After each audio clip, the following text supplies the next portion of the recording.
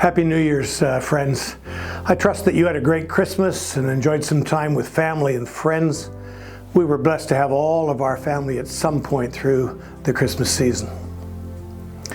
The year started with an early visit to 4 different countries.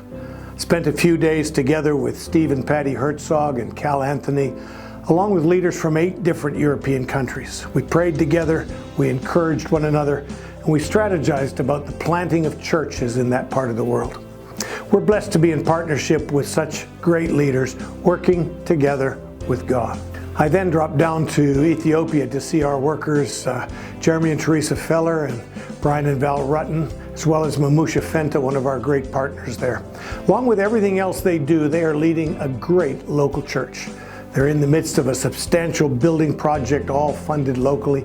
Jeremy is also our Africa and Middle East Regional Director, responsible for all our work on the continent. I was privileged to speak at their church on Sunday morning. What a joy that was. In Dubai, I was together with a team that is leading a new initiative of the World Assemblies of God called DOXA.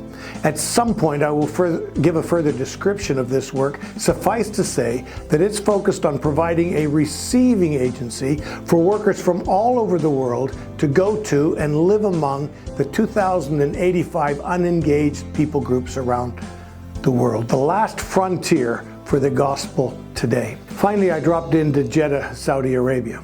Together with our partners from Bangladesh, we're reaching out to nearly 3 million Bangladeshi migrants, workers in that nation.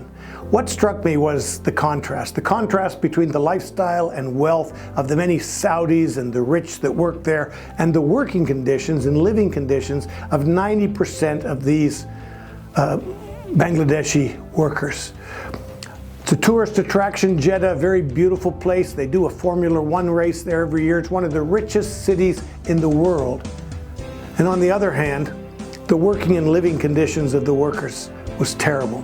We visited a few places where they live. One place inside a small compound with 70 men, 10 to a room, common cooking facilities, shared toilets, very, very few of them. Most were young men, some married, working to send the money back to their families at home. The wages are scandalous, and most of them work very hard just to pay off the debt. One young man who showed us around, and who was clearly intelligent with excellent English, he looked at me in the eye and he pleaded. He said, "Please don't judge us." He was clearly aware of his circumstances, saddened by the difficulty of his life. Really broke my heart.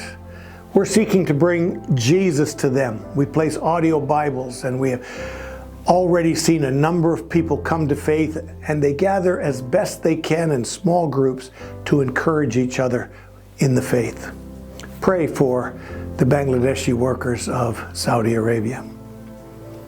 We spent some time with Samuel, our partner from Bangladesh, seeking the Lord, praying for wisdom in how to disciple the many people who've come to faith there. Let me also take a moment to speak to our Reaching initiative this year. We've been working in a North African country for many years. We placed a global worker family in an area with almost no known believers. God used them to start a disciple-making movement that has grown into a church-planting movement. There are multiple house churches, and many have found Jesus. We are leaning into that movement and that nation. We will put in Bibles. We're opening an art center as a place for people to meet and talk about spiritual things. We have a brand new global worker family, a young family called to that nation.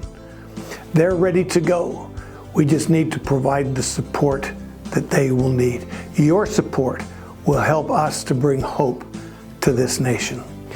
Finally, I just need to thank you all for your support in bringing Judah Ostermeyer back home to Canada. We have met all our financial needs, which were substantial, and Judah is home with his mom and his dad, Tyler and Alexis, and with his sister, River. We're grateful to God for his provision and grateful to you for your sacrifice and provision. May you be blessed and encouraged in 2026.